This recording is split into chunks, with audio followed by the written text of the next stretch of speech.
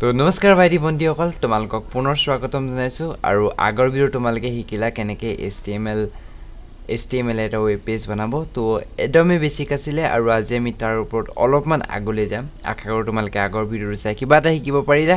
আৰু আজি আমি ভিডিঅ'ত আমি শিকোঁ যে আমি ইউজ কৰিছিলোঁ, তোমালোকক হয়তো মই স্ক্ৰীণত দেখুৱাই দিম যে আমি আগৰ ভিডিঅ'ত ইউজ কৰিছিলোঁ এটা H1 টেগ।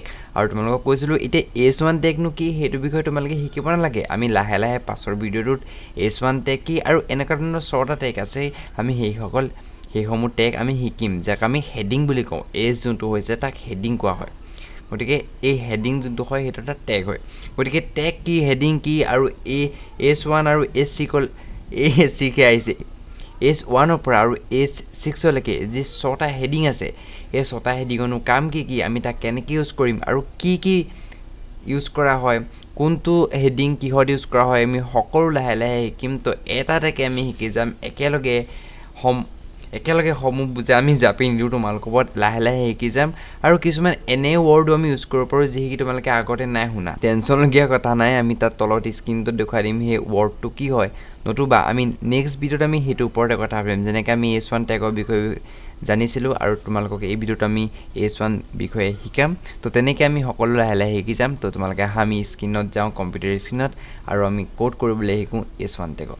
তো আমি আহি গ'লোঁ কম্পিউটাৰ স্ক্ৰীণত, আৰু তোমালোকে দেখিছা মই কম্পিউটাৰ স্ক্ৰীণত গুগল উলিয়াই থৈছোঁ। আগৰ ভিডিঅ'টো যেনেকৈ মই গুগলত চাৰ্চ কৰি কিবা এটা দেখুৱাইছিলোঁ, আজি ভিডিঅ'ত তেনেকৈ গুগলতে চাৰ্চ কৰি কিবা এটা দেখুৱাম। তো আমি প্ৰথমতে গুগলত চাৰ্চ কৰোঁ HTMLৰ বিষয়ে।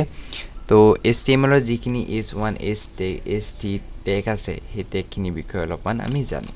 গতিকে আমি চাৰ্চ কৰি ল'ম ইয়াত HTML H1 to H6 আমি ইয়াত চাৰ্চ কৰি দিলোঁ। আৰু চাৰ্চ কৰি দিয়াৰ লগে লগে আমাৰ এটা ৱেবছাইটো তলত আহিছে, তোমালোকে দেখিছা।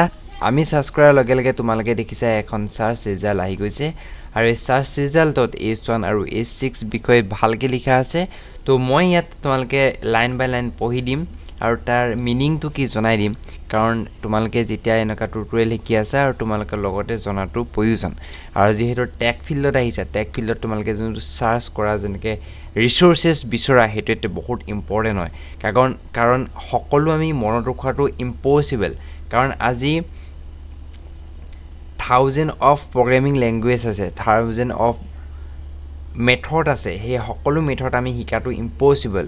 ইভেন গুগল, মাইক্ৰ'ছফ্ট ইঞ্জিনিয়াৰো সকলো কথা মনত নাৰাখে। গতিকে কিবা এটা পাহৰি গ'লা যেনিবা, সেই পাহৰি যোৱাটো পুনৰ যে ক'ৰবাত বিচাৰিব নোৱাৰিবা, যে আমি ৰিচোৰ্চেছত আমি বিচাৰিব নোৱাৰিম, সেইটোতো কোনো কথা নাই।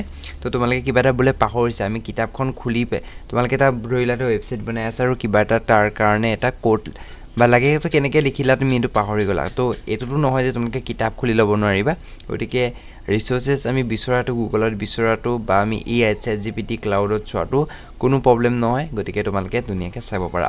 গতিকে মই তোমালোকক এতিয়া ইয়াত কি বুজাইছে H1 টেগৰ পৰা H6 যোনটো টেগ, সেইটোলৈকে কি বুজাইছে তোমালোকক সেইটো মই ধুনীয়াকৈ বুজাই দিম। তাৰপিছত মই কোড কৰিও দেখুৱাম আৰু তোমালোকে কিহত ব্যৱহাৰ কৰিব পাৰিবা সেইটোও জানিবা। প্ৰথমতে মই যিহেতু গুগলত চাৰ্চ কৰিলোঁ, তোমালোকে দেখিছা HTML H1 to H6।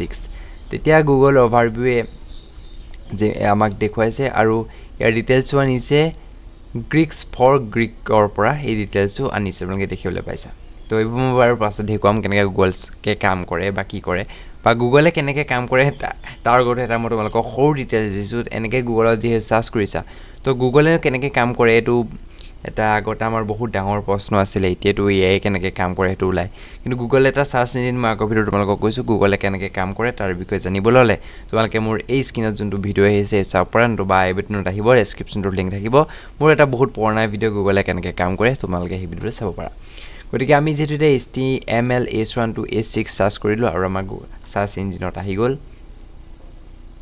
তোমাৰ চাৰ্চ ইঞ্জিনত আহি গ'ল HTML use heading tag from H1 to H6। নিচানে যোনটো H1 কৈছে, সেই যোনটো H1ৰ H হয়, সেই H2ৰ ফুল ফৰ্ম হৈছে, বা H2 মানে H হৈছে heading.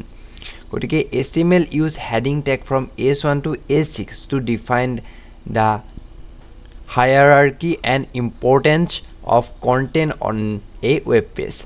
This tag helps search engine understand your site structure and improve accessibility for screen readers. মানে S1 to S6 এ কি কয় এটা বস্তু ইম্পৰ্টেন্সটো বুজায় তাক মই যদি তোমালোকক এটা সৰু মই তোমালোকক এটা এক্সাম্পল দিওঁ মই তোমালোকক এটা সৰু এক্সাম্পল দিওঁ তেতিয়াহ'লে মই তোমালোকক এটা চাইট দেখুৱাম এইটো হৈছে পাছপোৰ্ট তোমালোকক এটা মই চাইট দেখুৱাম আৰু এই চাইটটোৰ নাম হৈছে মই তোমালোকক যি দেখুৱাই দিওঁ চাইটটোৰ নাম হৈছে পাছপোৰ্ট প্ৰ' পাছপোৰ্ট ফটো মেকাৰ গতিকে এইটো আমাৰে চাইট হয় তোমালোকে ইয়াত পাছপোৰ্ট ফটো বনাব পাৰিবা তো ইয়াত তোমালোকে দেখিছা এটা প্ৰ' পাছপোৰ্ট ফটো মেকাৰ বুলি এটা হাইলাইট আছে আৰু ইয়াৰ এইটো হৈছে এটা S1 টেগ আমি আমাৰ ৱেবছাইটটো আমি খুলিলোঁ আমাৰ এইটো এটা ৱেবছাইট মই তোমালোকক দেখুৱাই দিছোঁ ভালকৈ এইটো আমাৰ ৱেবছাইট আৰু ৱেবছাইটটো আমি যিহেতু আমি ডাইৰেক্ট অপেন কৰিলোঁ আমি ইয়াত চাৰ্চত গ'লোঁ আমি ডাইৰেক্ট চাৰ্চ কৰিলোঁ ৱেবছাইটটো চাৰ্চ কৰাৰ পিছত আমাৰ একদম ফ্ৰণ্টত কি আহিছে আমাৰ ফ্ৰণ্টত এটাই আহিছে তোমালোকে দেখিবলৈ পাইছা এই ফ্ৰণ্টত ডাইৰেক্টলি আমাৰ এটা কথাই আহিছে মানে ফ্ৰণ্টত এটা আহিছে এটা লোগো আহিছে আৰু তাৰ লগতে দেখিছেনে প্ৰ' পাছপোৰ্ট ফটো মেকাৰ বুলি আহিছে আৰু এই প্ৰ' পাছপোৰ্ট ফটো মেকাৰটো আমাৰ হাইলাইট কৰিব লাগে আমি ডাইৰেক্টলি পেজটো অপেন কৰাৰ লগে লগে আমাৰ চকুত পৰিব লাগিব প্ৰ' পাছপোৰ্ট ফটো মেকাৰ গতিকে ইয়াক আমি S1 টেগ ইউজ কৰিছোঁ যদি আমি ইনস্পেক্টত যাওঁ আৰু তাত গৈ আমি যদি এলিমেণ্টত আমি যদি ইয়াত গৈ পেলাই চিলেক্টত গৈ যে আমি ইয়াত ক্লিক কৰি দিওঁ তেতিয়া তোমালোকে দেখিছা S1 টেগ বুলি ওলাইছে দেখিছা নহয় দেখিলানে আমি এই প্ৰ' পাছপোৰ্ট ফটো মেকাৰটো আমি লিখিবলৈ আমি কি ইউজ কৰিছোঁ আমি S1 টেগ এটা ইউজ কৰিছোঁ গতিকে ঠিক তেনেদৰে S2 ইউজ কৰা হয় তাত তলত আৰু ST কৰা হয় তাতকৈ অলপমান সৰু কৰিবলৈ আমি যদি আকৌ নোটপেডত যাওঁ মই তোমালোকক এক্সাম্পল দেখুৱাই দিম মই যদি আকৌ নোটপেডত যাওঁ তাৰপিছত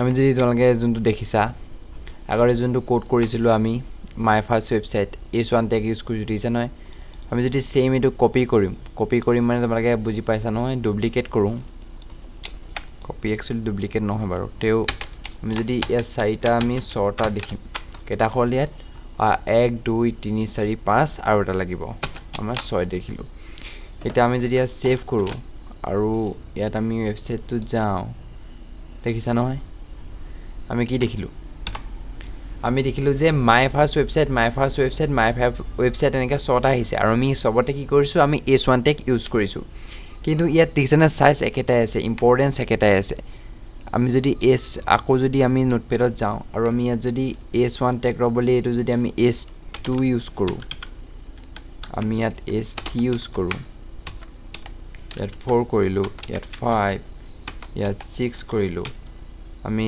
সেম এইকেইটাটো আমি একে কৰিম S6 X5 S4 S3 S2 S1 আৰু যদি আমি ইয়াত Ctrl S মাৰিম তেতিয়া সেভ হৈ যাব আৰু তেতিয়া আমি ইয়াত যদি আকৌ যদি আমি ৰিফ্ৰেছ মাৰোঁ ৰিফ্ৰেছৰ অৰ্থটো কি হৈছে তাৰো এটা মোৰ ভিডিঅ' আছে তোমালোকে তাৰো এটা ডিছক্ৰিপশ্যনত লিংক পাই যাবা ৰিফ্ৰেছ কৰিলে আমাৰ পেজটো ৰিলোড হৈ যাব ৰিলোড মানে আমি কিবা এটা আগৰ পৰা লোড হৈ আছিলে আমি ৰিফ্ৰেছ কৰি দিওঁ আকৌ পুনৰ লোড হৈ যাব তেতিয়া ব্ৰাউজাৰে নতুন এটা পেজ আমি দেখুৱাই দিব দেখিছা নহয় আমি ৰিফ্ৰেছ কৰিলোঁ আৰু এটা বনি গৈছে চোৱা মাই ফাৰ্ষ্ট ৱেবছাইট আমি ইয়াত কি কৰিছিলোঁ S1 টেগ ইউজ কৰিছিলোঁ মাই ফাৰ্ষ্ট ৱেবছাইট ছেকেণ্ডত আমি কি কৰিছিলোঁ আমি ইয়াত S2 ইউজ কৰিছিলোঁ মাই ফাৰ্ষ্ট ৱেবছাইট থাৰ্ডটোত আমি কি কৰিছিলোঁ আমি তাত S3 ইউজ কৰিছিলোঁ তেনেকৈ এইটো S4 S5 আৰু S6 কি মন কৰিলা S1টো আটাইতকৈ ডাঙৰ হ'ল S2টো ছেকেণ্ড ডাঙৰ হ'ল S3টো তাতকৈ সৰু S4 যোনটো হৈছে তাতকৈ আৰু অলপ সৰু S5টো আৰু সৰু আৰু S6টো হৈছে একেবাৰে সৰু এটা এনেকুৱা ধুনীয়া ওলাই কৰিছা নহয় ইয়াত আমি বহুতে আমি কি কৰে S1 টেগটোত অকল ডাঙৰ দেখুৱাবলৈ হ'লে S1 টেগ ইউজ কৰে S2টো তাতকৈ সৰু দেখুৱাবলৈ হ'লে S2 ইউজ কৰে কিন্তু একচুৱেলি ইউজ ইয়াক নহয় যদি আমি যেতিয়া CSS শিকিবা তোমালোকে CSS শিকিবা সেই যোনটো S একেবাৰে লাষ্টত 6 ইউজ কৰিছোঁ আটাইতকৈ সৰু দেখিছে নহয় সেইটো আমাৰ CSSত ডাঙৰ কৰি দিব পৰা হয়, জাভাস্ক্ৰিপ্টত ডাঙৰ কৰি দিব পৰা হয় S1ত কৰোঁ। গতিকে ইয়াৰ তেনেহ'লে কি ইম্পৰ্টেঞ্চ আছে? যদি CSS শিকি আমি ইয়াক ডাঙৰ সৰু কৰিবই পাৰোঁ, তেনেহ'লে S1 S2 শিকাৰ আমাৰ কি প্ৰয়োজন আছে? কাৰণ S1 S2টো ডাঙৰ সৰু কৰিবৰ কাৰণে নহয়, ইয়াত আমি প্ৰথমতে ক'লোঁ আমি ইয়াক ইম্পৰ্টেঞ্চ দেখুৱাবৰ কাৰণে হয়। দেখিলা নহয়? আমাৰ এটা এই যোনটো ছাইটটো তোমালোকে দেখিছা, ইয়াত যিটো পাছপৰ্ট ফটো আমি ইয়াত CSS দিও ডাঙৰ কৰিব পাৰোঁ, কিন্তু আমাৰ ইম্পৰ্টেণ্ট দেখুৱাবৰ কাৰণে আমাক প্ৰগ্ৰেমাৰসকলে আমাক বুজিবৰ বাবে আমাৰ তেনেকুৱা কৰা হয়। তো ইয়াৰ বিষয়ে আমি ভালকৈ আগতে কথা পাতিম, কাৰণ এটা ভাল কোড লিখিব জনা আৰু কোডক ৰিডেবল কোড বনোৱাৰ মাজত বহুত পাৰ্থক্য আছে। গতিকে আমাৰ বেছি যোনটো ইম্পৰ্টেণ্ট হয় তাক আমি S1 ইউজ কৰোঁ, যোনটো তাতকৈ অলপমান ইম্পৰ্টেণ্ট হয় তাত আমি S2 ইউজ কৰোঁ। গতিকে তেনেকৈ ইউজ কৰা হয়। গতিকে আমি কোড জানিলেই নহ'ব, তাক কেনেকৈ ইউজ কৰা হয় তাক আমি জনাটো বহুতেই প্ৰয়োজনীয়। গতিকে আজি আমি বুজি পালোঁ S1 S2 কি হয়, বা আমি ইয়াতকৈ আৰু ডিটেইলিঙত বুজিম। তো আজি তোমালোকক গতিকে এটা বুজা দি নিদিওঁ, লাহে লাহে চব শিকি থাকিম। গতিকে ভিডিঅ'টো ভাল পালে তোমালোকে লাইক কৰি দিবা, চেনেলটো ছাবস্ক্ৰাইব কৰি দিবা। লগ পাম এনেকুৱা নতুন এটা ভিডিঅ'ত পাৰ্ট 3 লৈ।